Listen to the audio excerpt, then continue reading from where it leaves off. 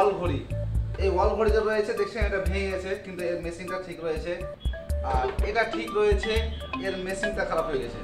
তাহলে আমি এই যে ঘড়ি, এটা ঘড়ির মেশিনটা এক্সচেঞ্জ করব। তাহলে দেখুন এই মেশিনটা এই মেশিনে কীভাবে লাগাবো দেখতে পাবেন।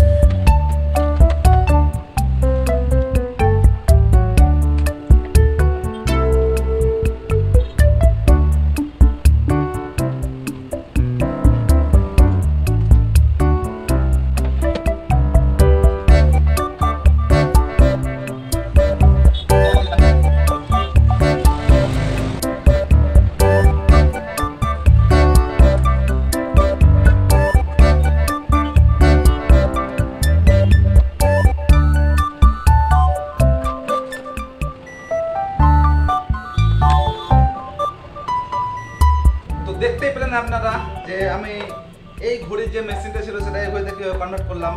আর ঘড়িটা এখন ভালো চলছে, এখন ধরে ঘড়িটা পড়েছিল, এখন ঘড়িটা ভালো চলছে, এই ঘড়িটা আমি ইউজ করতে পারবো।